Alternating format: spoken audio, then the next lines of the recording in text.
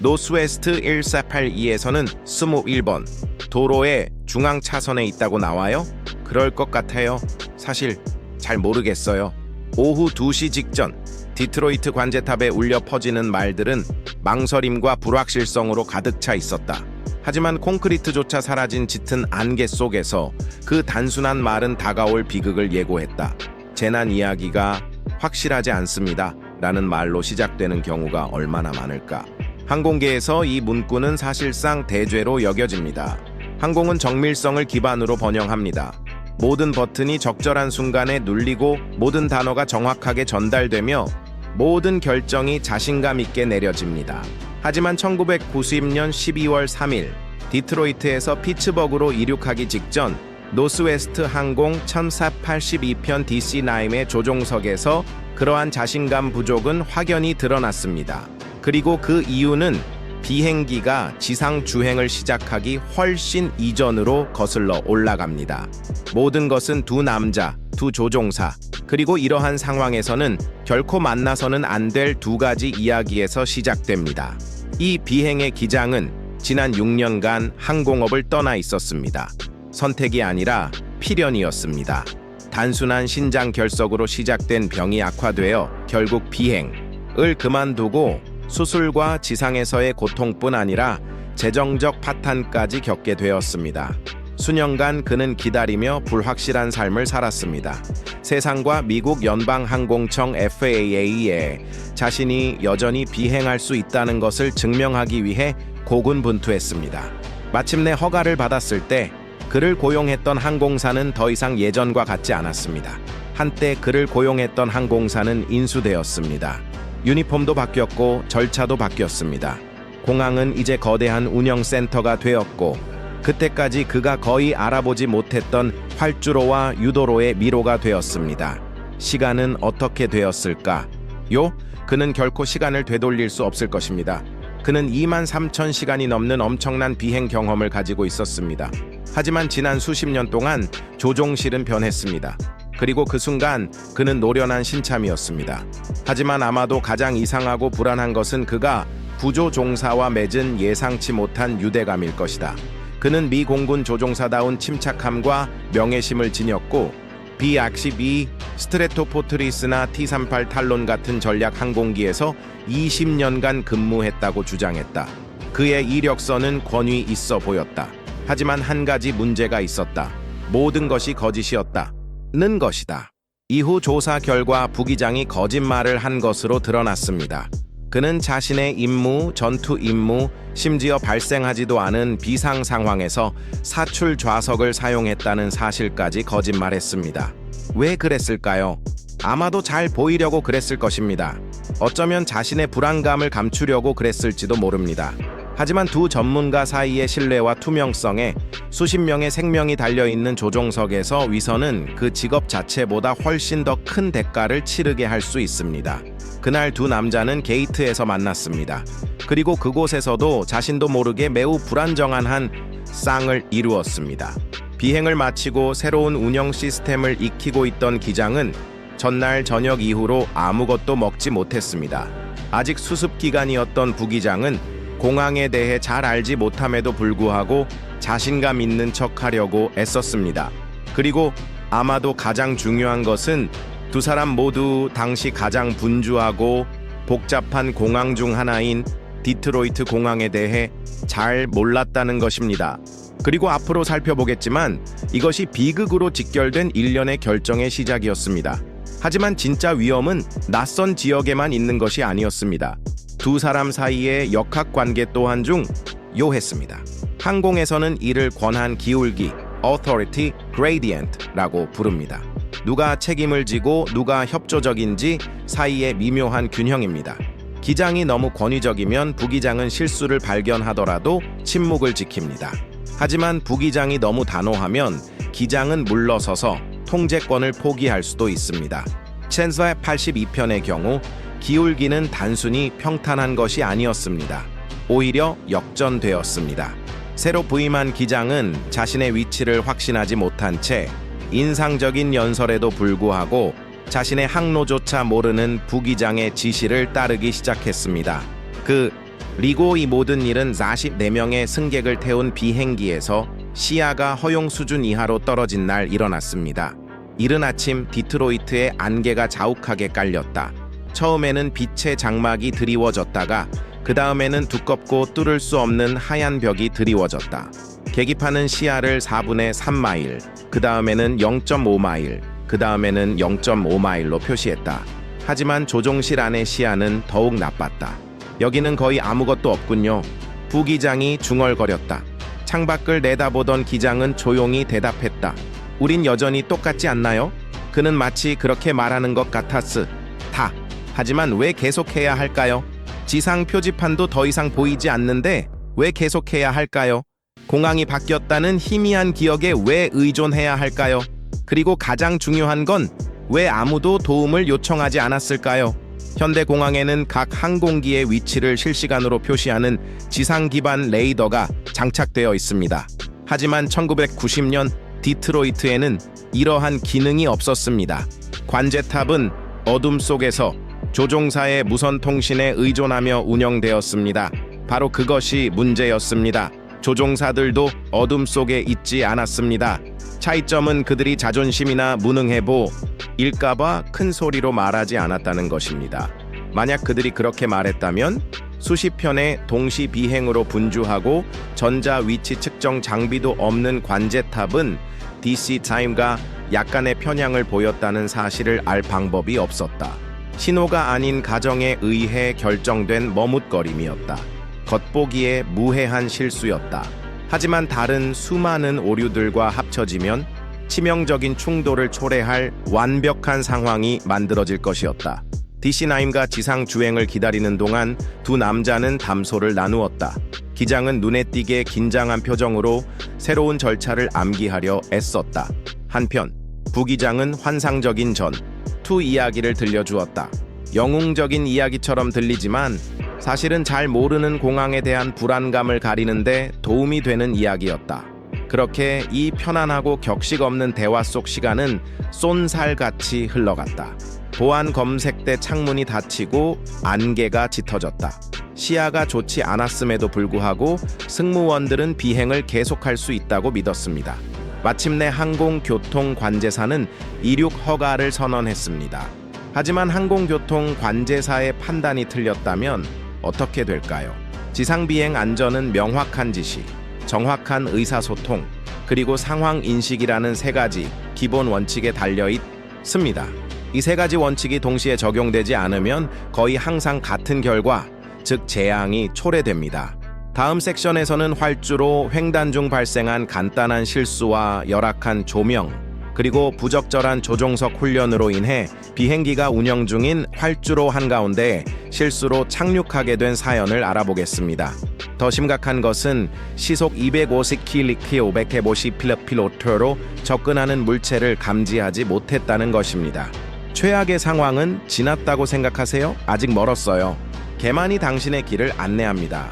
이제 내비게이션 시스템이 고장난다고 상상해보세요. 올바른 길로 가고 있다고 생각하며 좌회전하지만 어느새 잘못된 방향으로 가고 있습니다. 아드레날린, 두려움, 혼란. 이렇게 노스웨스트 항공 1482편 이야기의 두 번째 장이 시작됩니다. 승무원들이 활주로를 시작한 직후 디트로이트 공항은 안개에 휩싸였습니다. 불과 몇 피트 떨어진 곳에서 항공기 동체를 뒤덮는 짙은 안개는 마치 이야기 속의 무언의 악당 같았습니다. DC9은 느리고 조심스럽게 움직였지만 명확한 방향은 없었습니다. 새로운 절차에 아직 익숙하고 공항에서 눈에 띄게 불편함을 느낀 기장은 부기장에게 조종권을 넘겼습니다. 그러자 부기장은 자신의 행동에 자신감을 보이는 척했습니다. 특히 자존심이 평정심을 압도할 때는 위험한 조합이었습니다. 조심해서 내가 제대로 가고 있는지 확인해봐. 사령관은 거의 명령처럼 말했다. 적절한 시기에 내린 선고였다면 곧 벌어질 일을 막을 수 있었을 것이다. 하지만 여기서 그의 우유부단함은 상황을 통제하기보다는 실수를 피하려는 사람의 우유부단함을 드러냈다. 어둡고 맑은 날씨에도 아스팔트에 희미하게 보이는 표시조차 볼 수 없었던 두 운전자. 는 존재하지 않는 시각적 단서에 의지해 길을 찾으려 애썼습니다. 표지판도 없었고 시야도 극히 제한적이었고 일반적인 교통 상황에서 우리를 도와주는 인간의 감각은 사실상 무용지물이었습니다. 마치 경주용 자동차 운전자가 낯선 길을 맹목적으로 달리는 것과 같았습니다. 마치 이게 맞는 것 같아요 라고 말하는 동승자의 목소리에만 의지하며 말입니다. 생각지도 못했을 연결고리가 있습니다. 낯선 환경에서 모호한 지시를 따르려고 애쓴 적이 있나요? 날 믿어, 바로 이거야 라고 말하는 친구를 쫓아가다 완전히 길을 잃은 적이 있나요? 그 불편, 함에 당신이 돌봐야 할 44명의 목숨, 돌아가는 엔진, 그리고 충돌이 끔찍한 비극으로 이어질 수 있는 엄청난 연료까지 더해지면 얼마나 더 심해질까요? 바로 그런 일이 조종석에서 일어났습니다. 그러나 지상관제소는 조종사의 메시지에 따라 비행기를 조종하기 위해 최선을 다했습니다. 지상 레이더는 없었습니다. 마치 국제공항에서 경주용 자동차를 엔진 소리만으로 조종하는 것과 같았습니다. 참사 82편이 어디에 있는지 묻자 주저하며 소방서를 지나가고 있습니다 라고 답했습니다. 이는 지리적 기준이 불충분했습니다. 그럼에도 불구하고 지상관제 소는 조종사들이 자신들의 위치를 정확히 알고 있다고 확신하며 계속해서 복잡한 지시를 내렸습니다. 오스카 6번 활주로와 폭스롯을 경유하여 03 활주로 중앙까지 택시를 타고 이동한 후 엑스레이로 우회전하라고 하세요.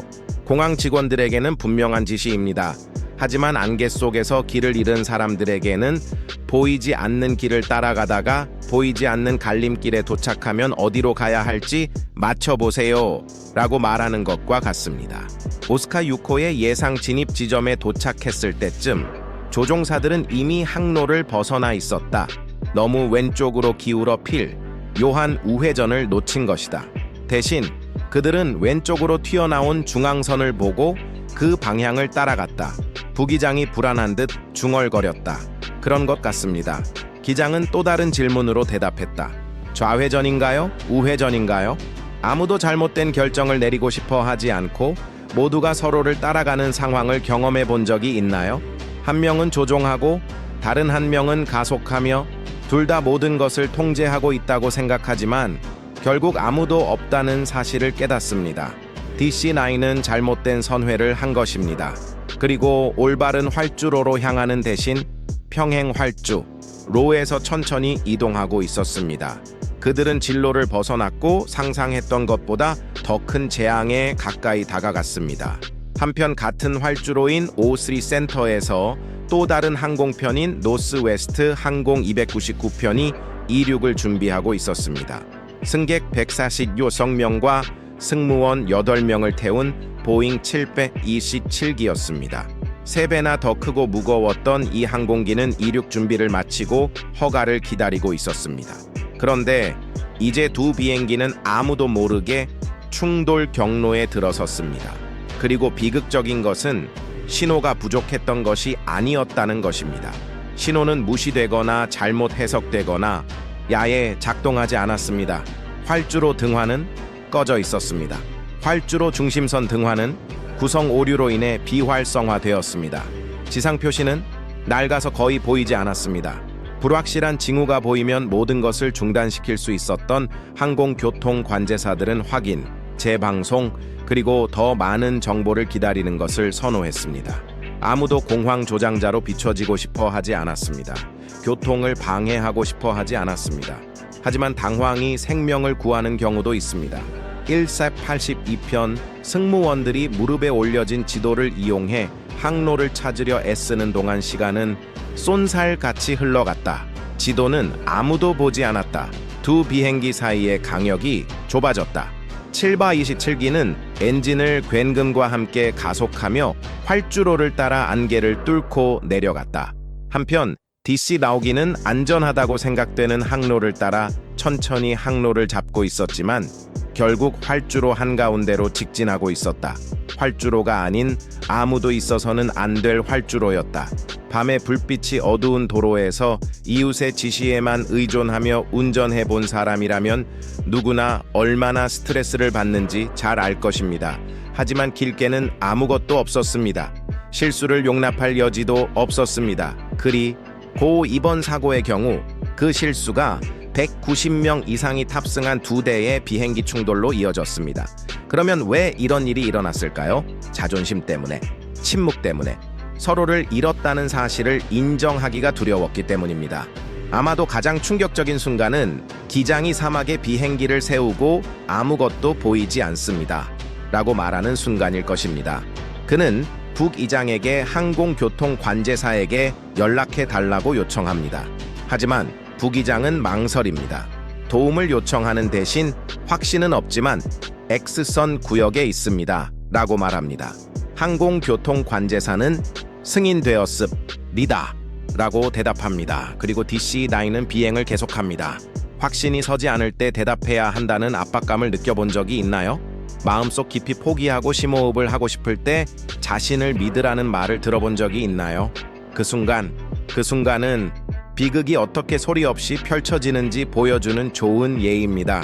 그렇기에 이 이야기는 단순히 항공에 관한 이야기가 아닙니다. 인간의 결정에 관한 이야기입니다. 자존심에 관한 이야기입니다. 잘못된 자신감에 관한 이야기입니다. 약해 보이지 않으려고 끊임없이 맹목적으로 비행할 때 어떤 일이 일어나는지에 관한 이야기입니다. 다음 에피소드에서는 불가능한 일을 목격하게 될 겁니다. 2대의 비행기가 같은 장소에서 거의 시야가 없는 상태에서 동시에 충돌하는 것입니다. 안개가 활주로뿐만 아니라 죽음까지도 가릴 정도로 끔찍한 추락 사고입니다.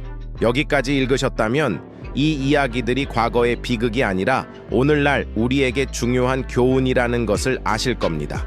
이 영상이 여러분에게 감동을 주었거나 생각을 하게 하거나 어떤 식으로든 마음을 울렸다면 지금 바로 구독해주세요. 구독을 통해 저희는 이처럼 정보를 전달하는 것뿐만 아니라 감동을 주는 이야기들을 더 많이 공유할 수 있습니다. 영상에 좋아요를 눌러주시고 아는 사람과 공유해주시고 댓글로 알려주세요. 확신이 서지 않는 상황에서도 앞으로 나아가기로 결심했던 경험이 있으신가요? 결국 우리가 취할 수 있는 가장 용감한 행동은 우리가 길을 잃었다는 것을 인정하는 것일 때가 있습니다. 주변 사람들이 모든 것이 통제해 있는 것처럼 행동하고 심지어 당신이 미지의 것에 직면했을 때에도 그렇게 한다면 당신은 어떻게 하겠습니까? 노스웨스트 항공 1482편 조종석에서 나온 답은 이렇습니다. 계속 비행하세요. 보이지 않더라도 계속 지상 주행하세요. 활주로는 그저 기착지일 뿐이라고 계속 믿으세요. 80톤짜리 보잉기가 접근했을 때 가장 먼저 가고 싶은 곳이 아닙니다. 하지만 추락 사고 전 침묵이 흘렀습니다. 명확한 답이 없는 데서 비롯된 기묘한 침묵이었습니다. 그리고 이러한 공허함 속에서 내린 결정들은 확실성이 아닌 가정에 기반했습니다. 바로 이것이 비행기 추락 사고의 문제점입니다. 비행기 추락 사고는 단 하나의 오류로 끝나지 않습니다. 오히려 작고 눈에 띄지 않는 사고들이 얽히고 설켜 돌이킬 수 없는 결과를 초래하는 경우가 더 많습니다. 관제탑에 있는 누구도 DC-9의 정확한 위치를 알지 못했습니다. 지상 레이더도 없었고 활주로 침범을 탐지하는 현대식 시스템도 없었습니다. 모든 것이 마음대로 처리되었습니다. 조종사의 위치를 몰랐더라도 그들은 그들의 말을 믿었습니다. 여기서 중요한 의문이 생깁니다. 국제공항에서 수십 대의 항공기의 움직임을 어떻게 맹목적으로 통제할 수 있을까요? 지상관제사는 사82기가 오스카 6회 있다는 사실을 알고는 그 말을 믿었습니다. 부기장이 지리적으로 불가능한 말을 했는데도 말입니다. 오스카 6호는 동쪽으로 비행하는 것이 아니라 활주로를 가로질러 비행하고 있었습니다. 그 대답은 전혀 말이 되지 않았습니다. 관제사는 모든 것을 멈추거나 질문을 하거나 위치 확인을 요청하는 대신 비행을 계속하기로 결정했습니다. 아마도 조종 오류로 인해 그곳에서 죽은 사람은 없을 겁니다. 하지만 위험을 초래한 것은 바로 이 전례 없는 모델이었습니다. 공항 반대편에서는 154명의 승객을 태운 보잉 727-299편이 이륙 허가를 받았습니다. 안개 속에서도 기장은 활주로에 도달할 수 있도록 충분한 시야를 확보하기 위해 속도를 높였습니다. 조종석에 있던 조종사들은 주변 지형 지물을 거의 볼 수 없었습니다.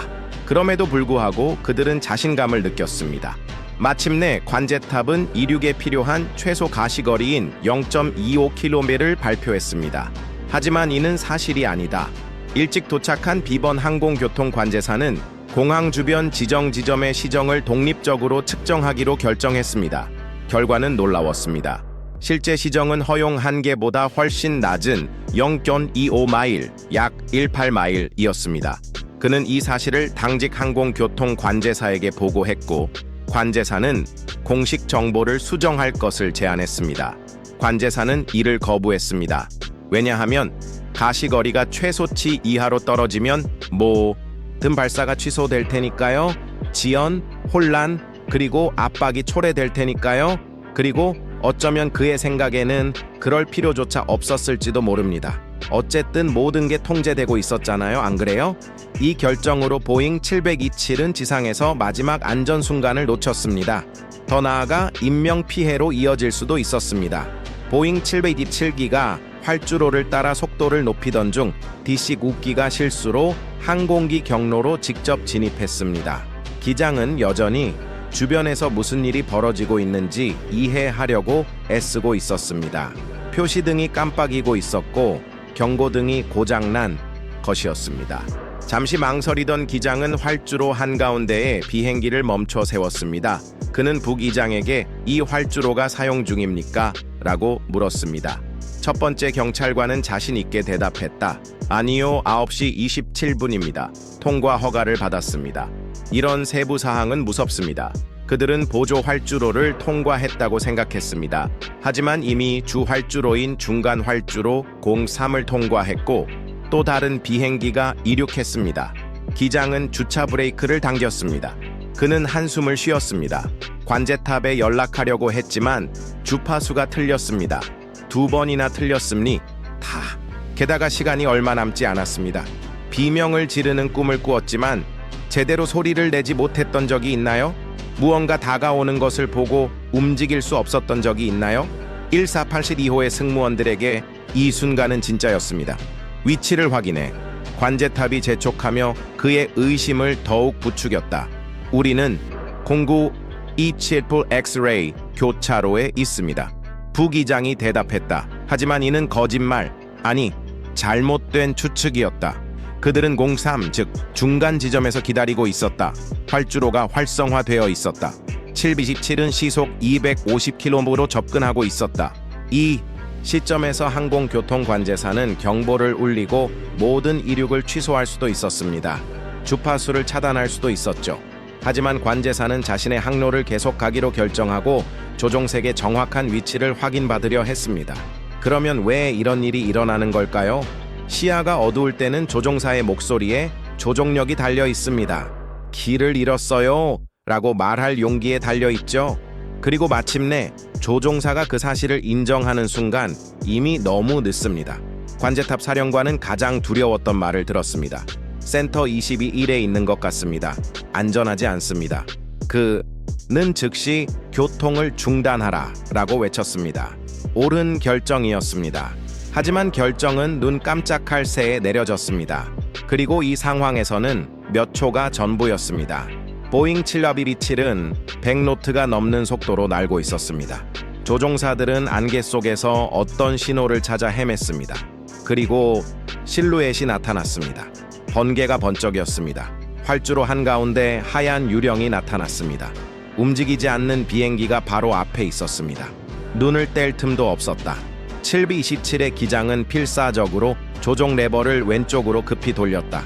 하지만 이미 늦었다. 충격은 엄청났다.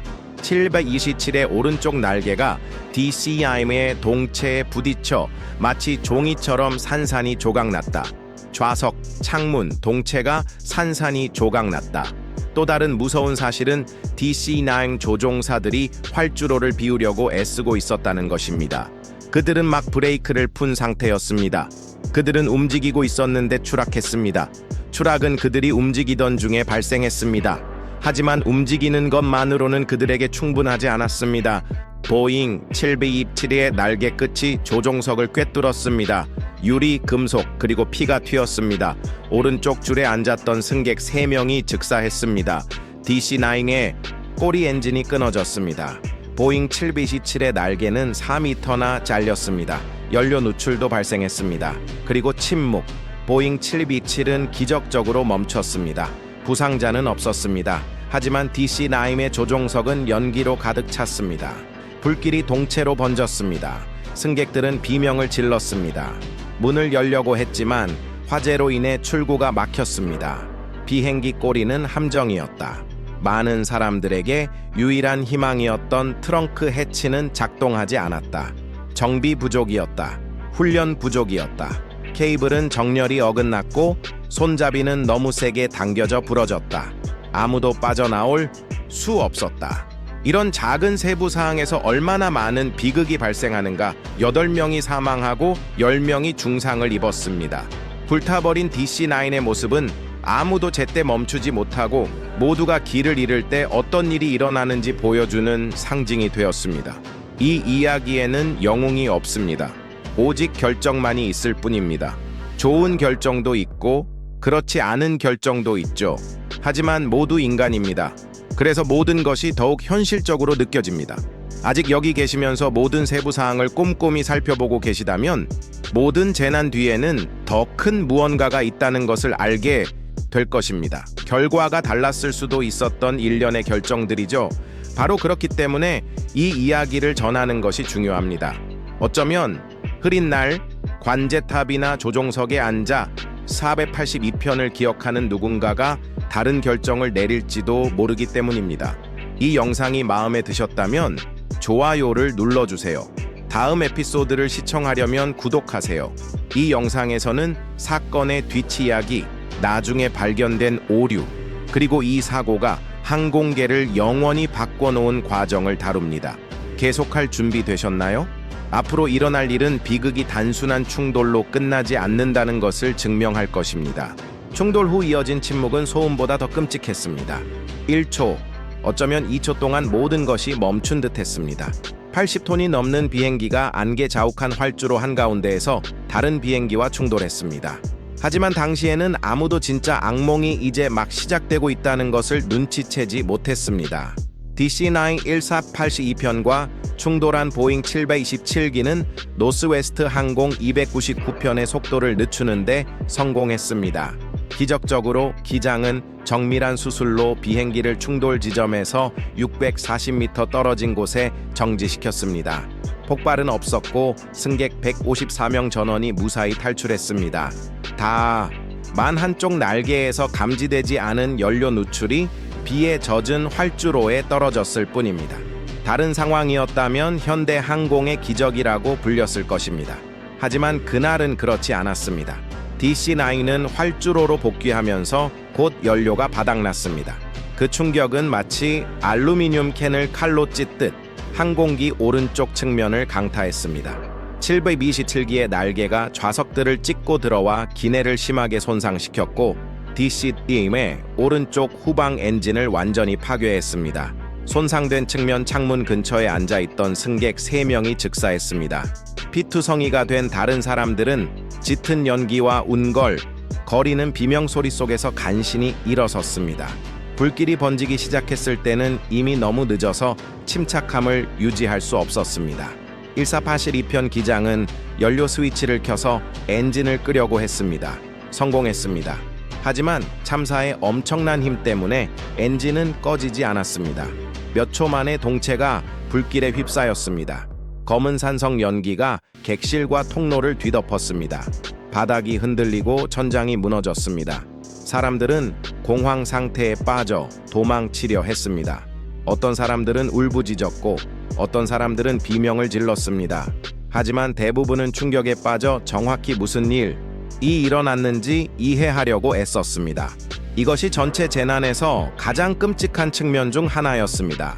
충돌 후유증은 충돌 자체보다 훨씬 더 심각했습니다. 사망자는 날개 부러짐이나 금속 제트기가 비행기를 휩쓸어 간 것뿐만 아니라 비상 시스템 고장으로 인한 것이었습니다. 연이어 발생했습니다. 첫 번째 대피 시도는 왼쪽 앞문인 L1을 통해 이루어졌습니다. 그러나 충격으로 승무원이 조종석 옆 바닥에 떨어져 몇 초 동안 의식을 잃었습니다. 필사적으로 문을 열려던 승객들은 승무원 앞문을 열려고 했습니다. 문을 여는 데는 성공했지만 완전히 열지는 못했습니다. 문을 살짝 열었지만 출구를 통과할 정도는 되었지만 비상 슬라이드를 작동시킬 정도는 아니었습니다. 그래서 무슨 일이 일어났을까요? 어떤 승객은 문에서 바로 땅으로 뛰어내려야 했고 어떤 승객은 떨어져 다쳤으며 어떤 승객은 뒤에 앉아있던 승객을 도왔습니다. 이 모든 일이 항공기 오른쪽이 불길에 휩싸인 가운데 일어났습니다. 선실 반대편 출구는 쓸모가 없었다. 불타고 막히고 녹아내렸다. 잠깐 숨 좀 쉬자. 상상해보세요. 비행기에 불이 났어요. 출구는 보이지 않고 열기는 견딜 수 없어요. 기어다니고 기침하고 눈, 따끔거립니다. 아이들은 주변에서 울고 창문을 깨고 좌석을 바꾸려는 사람들도 있습니다. 어떤 사람들은 지키지 않은 안전수칙을 기억하려고 애쓰고 어떤 사람들은 그저 기도만 합니다. 당신은 어떨까요? 침착함을 유지하겠습니까? 아니면 앞이 보이지 않더라도 최대한 빨리 달려가겠습니까? 비행기 뒤쪽에 희망의 빛이 어렴풋이 보였습니다. 바로 DC9의 유명한 테일콘 출구였습니다. 테일콘 전체를 분리하여 꼬리 부분에 갇힌 승객들을 위한 탈출로를 만들어주는 기발한 시스템입니다. 레버를 당겨서 펼치도록 설계된 구명조끼였는데 오늘은 펼쳐지지 않았습니다. 더위와 혼란 속에서도 승무원과 승객 자원봉사자가 그들에게 달려들었다. 그들은 손잡이를 찾아 힘껏 당겼다. 아무 일도 일어나지 않았다. 그들은 다시 시도했다. 또 다시. 손잡이를 잡은 남자의 손에서 부러질 때까지. 어떻게 이런 일이 가능할까? 이후 점검 결과 충격적인 사실이 드러났습니다. 항공기 정비가 제대로 되지 않았던 것입니다. 애틀랜타에 있는 노스웨스트 항공서비스 센터에서 이전에 실시한 점검에서 트렁크 리드 컨트롤 케이블이 잘못 조정되어 있었던 것으로 드러났습니다. 케이블이 너무 느슨해서 팔의 힘이 콘을 분리하는 후크에 닿지 않았습니다. 다시 말해 시스템에 문제가 있었던 것입니다. 이후 비행기 뒷부분에서 두구의 시신이 발견되었습니다. 승무원과 그녀를 도우려던 승객이었습니다. 두 사람 모두 의식을 잃기 전 연기와 일산화탄소 중독으로 사망했습니다. 하지만 이 모든 역경에도 불구하고 그는 용기를 잃지 않았습니다. 승객 중 B번이었던 승무원이 왼쪽 날개 출구를 통해 대피를 조직했습니다. 그는 해치를 열고 작동 장치를 작동시킨 후 모두에게 따라오라고 소리쳤습니다. 수십 명의 사람들이 그 작은 틈으로 나왔습니다. 다친 사람, 더러운 사람, 격에 빠진 사람, 하지만 살아남은 사람들이었습니다. 기장은 어떻게 되었을까요? 불이 모든 것을 집어삼킬 위기에 처해 있음을 깨달은 기장은 측면 창문을 열고 뛰어내려 동체를 따라 미끄러지듯 나아갔습니다. 기적적으로 파편이 계기판에 부딪혔음에도 불구하고 부기장은 조종석이 화염에 휩싸이기 몇 초 전에 다친 다리를 빼냈습니다. 승객 8명이 사망했습니다. 10명이 중상을 입었고 26명이 경상을 입었습니다. 비행기는 재로 변해 디트로이트의 젖은 활주로 위에 구겨진 검은 해골처럼 잿더미가 되었습니다. 또다시 멈춤, 도발, 시스템은 붕괴되기 전에 몇 번의 실패를 견뎌낼 수 있을까? 하나, 둘, 셋. 이 경우에는 적어도 9개가 있었습니다.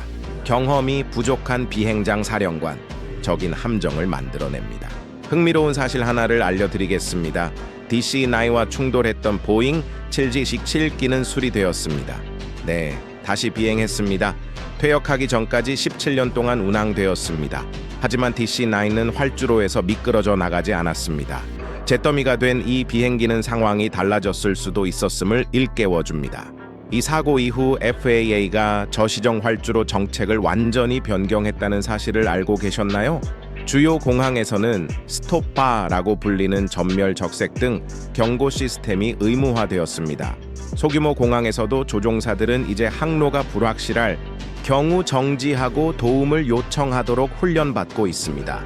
이런 변화 덕분에 우리는 결코 알 수 없었던 생명들이 구해졌습니다. 하지만 그들은 잃을 수 없는 생명을 앗아갔습니다. 그래서 이 이야기가 중요한 거예요. 다음 에피소드에서는 조사 결과를 자세히 살펴보겠습니다. 업계를 뒤흔든 세부 사항과 그 여파로 고통받은 잊혀진 인물들을 살펴보겠습니다. 모든 실수 뒤에는 놓친 기회가 있기 때문입니다. 그리고 모든 후속 규제 뒤에는 인간의 삶이 있습니다. 이 영상이 아직 생생하게 기억에 남는다면 12월 3일 디트로이트에서 무슨 일이 일어났는지 기억하는 것이 얼마나 중요한지 아실 겁니다. 이 소식을 공유하고 이 영상에 좋아요를 눌러주세요. 아직 구독하지 않으셨다면 지금 구독하세요. 각 에피소드는 단순한 이야기 그 이상입니다. 경종을 울리는, 책임을 묻는 이런 일이 다시는 일어나지 않도록 하기 위한 작은 시도입니다. 연기가 난 후에 무슨 일이 일어나는지 볼 준비가 되셨나요? 조사를 통해 가해자가 밝혀지는 것뿐만은 아닙니다. 이는 모든 사람을 실망시킨 전체 시스템을 노출시킬 것입니다. 어떤 비극은 추락으로 끝납니다. 어떤 비극은 추락으로 시작됩니다. 노스웨스트 항공 1482편의 경우 진짜 이야기는 추락, 화재, 그리고 고통이 있은 후에야 드러나기 시작했습니다. 항공업계에서는 모든 재난이 거울과 같기 때문입니다. 그리고 그 거울을 들여다보며 항공업계는 같은 실수를 반복할지 아니면 교훈을 얻을지 결정합니다. 하지만 연구원들이 발견한 것은 단순한 거울이 아니었습니다. 바로 균열이었습니다. NTSB 팀은 DC-9의 연기가 거치기도 전에 디트로이트에 도착했습니다. 그들은 기술적 재앙에 직면했습니다. 동체 부품이 흩어지고 관제탑 기록이 뒤죽박죽으로 뒤섞였으며 기록은 읽을 수 없었고 공항은 제 멋대로 운영되었습니다. 하지만 고장의 각 요소를 조사해보니 여러 원인이 발견되었습니다. 고장이 나도록 설계되지 않은 시스템 전체가 문제였습니다. 초기 설명은 암울했습니다. DC-9 조종사들이 지상 주행 중 진로를 이탈하여 규정을 위반했다는 것입니다. 하지만 그들만 그런 것은 아니었습니다. 사고가 나기 5개월 전부터 30건 이상 디트로이트에서 부적절한 지상 주행이 있었습니다. 정확히 30번이었습니다. 비행기 30대, 승무원 30명, 무슨 일이 일어날지 맞힐 기회가 30번 있었습니다. 그리고 그중 어느 것도 경고로 간주되지 않았습니다. 1482편 기장은 비행 경험이 있었지만 막 공항에 도착한 상태였습니다. 부기장은 최근 해고되어 재교육을 받고 있었습니다. 그러나 그는 짙은 안개 속에서 절대적인 정밀성을 요구하는 무전 및 항법 기능을 담당했습니다. 보고서에는 다음과 같이 기술되어 있습니다. 이 두 사람은 단서를 섞어놓고 실제 위치를 모른 채 자신 있게 대답했으며 중요한 순간에는 침묵을 지켰습니다.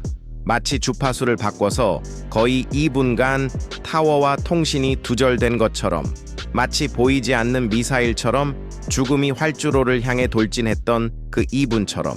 하지만 수사는 조종실에서만 끝나지 않았습니다. 관제탑 기록 분석을 통해 수사관들은 조종사들이 망설이고 성급하게 확인하고 처음부터 자신이 무엇을 하고 있는지 알고 있다고 맹목적으로 믿었다는 사실을 발견했습니다. 항공교통 관제사들은 경계하는 대신 마치 체스게임에서 눈을 가린 것처럼 모든 말이 제자리에 있다고 맹목적으로 가정했습니다. 또 다른 불안한 사실은 다음과 같습니다. 디트로이트의 지상 기반 레이더는 유지 관리를 위해 몇 달 동안 사용이 중단되었습니다. 그리고 재설정은 되지 않았습니다. DC-9가 활주로에 있다는 것을 알려주는 경보나 표시 등은 없었습니다. 비극을 막을 수 있는 자동화 시스템도 없었습니다. 그날 공항 운영은 기술이 아닌 순전히 운에 의해 좌우되었습니다. 안개가 원인이 아니었습니다. 단순한 위장이었습니다. 가시성 스캔들은 어떻게 된 걸까요? 보고서는 다음과 같이 확인합니다. 타워 관제사는 가시거리가 최소 허용 수준보다 낮다는 것을 경고하려고 했습니다. 안전한 운항을 위해서였다. 하지만 그의 제안은 무시되었다. 400m는 변함없이 유지되었다. 727은 이륙 허가를 받았다. 나머지는 말 그대로 연기 속으로 사라졌다. 최종 보고서의 가장 차갑고 날카로운 부분 중 하나는 다음과 같습니다. 이러한 결정은 검증이 아닌 일상적인 절차에 기반했습니다. 신뢰가 확인보다 더 중요합니다. 운항이나 발사 취소와 같은 추가 예방 조치의 부재 또한 추락 사고에 직접적인 영향을 미쳤습니다. 항공산업을 뒤흔든 것은 바로 이러한 문장들이었습니다. 여론과는 달리 비행기는 본질적으로가 아니라 비극이 일어날 때마다 시스템이 진화하기 때문에 세계에서 가장 안전한 교통수단으로 남아 있습니다. 이 사고는 디트로이트뿐 아니라 미국 전역과 전 세계 공항에 일련의 변화를 가져왔습니다. 유명한 의무 신호등 버스 정류장 노선 레이더시스 테미 중요 지역을 통과하는 활주로에 통합되었습니다. 지상 레이더 시스템은 현대화되어 주요 공항에서 의무화되었습니다. 그리고 가장 중요한 것은 보안 문화 속에서 사람들은 모든 의심을 잠재적인 전환점으로 여기게 되었습니다. 항공교통 관제사 교육이 업데이트되었고 조종사 교육이 시작되었습니다. 불안감을 약점이 아닌 성숙함의 신호로 보세요. 새로운 프로토콜은 실수를 숨기거나 도움을 요청하는 것을 부끄러워하는 대신 모든 전문가가 두려움 없이 우리는 길을 잃었습니다 라고 말하도록 장려합니다. 적절한 시기에 말하면 생명을 구할 수 있기 때문입니다. 이 참사의 또 다른 결과는 대피 및 정비 매뉴얼의 광범위한 검토였습니다. DC-9의 테일게이트 고장은 단순한 기술적 오류가 아니었습니다. 항공업계가 충분히 좋은 수준에 만족할 수 없다는 것을 다시 한번 일깨워준 사건이었습니다. 모든 실패한 검사, 성급한 훈련, 그리고 모든 비용 절감은 미래의 죄책감이라는 유산을 남깁니다. 무서운 통계는 다음과 같습니다. 지상에서 발생하는 항공기 사고의 70% 이상은 활주 중 발생하며 특히 시야가 좋지 않은 상황에서 발생합니다. 이는 많은 승객이 위험을 인지하지 못하는 비행 단계이지만 아주 작은 실수라도 치명적일 수 있습니다. 그러니 이 이야기를 들려준다는 것은 단순히 재난을 다시 겪는 것을 의미하지 않습니다. 안전이란 사고가 전혀 없다는 것이 아니라 사고가 다시는 일어나지 않도록 끊임없이 노력하는 것이라는 사실을 세상에 일깨워 주세요. 그리고 이러한 노력은 이야기가 기억되고 논의되고 가르쳐질 때에만 가능합니다. 이 비극에서 우리를 가장 놀라게 한 것은 그것이 얼마나 완전히 예상치 못한 일이었는가 하는 점이었습니다. 모든 것이 괜찮아 보였습니다. 아무런 경고도 울리지 않았고 명백한 오류도 발견되지 않았습니다. 이트에서는 아주 평범한 하루였습니다. 하지만 모든 것이 바뀌기 전까지는 말입니다. 그리고 아마도 핵심적으로 배우기 가장 어려운 교훈은 이것일 것입니다. 일상은 의심하지 않으면 치명적일 수 있습니다. 여기까지 읽어주셔서 진심으로 감사드립니다. 단순히 영상을 보신 게 아니라 복잡하지만 중요한 실제 이야기에 푹 빠져 들으셨습니다. 그리고 그것이 정말 중요합니다. 무엇이 잘못되었는지 이해하고자 하는 사람들이 있는 한 이런 일이 다시 일어날 가능성은 낮아지기 때문입니다. 이 이야기가 공감되셨다면 영상에 좋아요를 눌러주세요. 댓글을 남겨 가장 공감되는 부분을 알려주세요. 아직 구독하지 않으셨다면 지금 구독하세요. 각 에피소드는 우리에게 조사이자 일가음이자 경고입니다. 그리고 여러분도 그 일부입니다. 다음 영상에서는 모든 것이 통제되는 듯 보였지만 결국 모든 것이 뒤바뀌었던 또 다른 사례를 살펴보겠습니다. 얼어붙은 활주로, 숙련된 지휘관, 그리고 예상보다 더 큰 손실을 초래한 통신 장애까지 준비하세요. 다시 한번 말씀드리지만 이 비극의 이면에는 가장 눈에 보이지 않는 것들이 숨겨져 있습니다. 와주셔서 감사합니다. 다음 비행기에서 뵙겠습니다.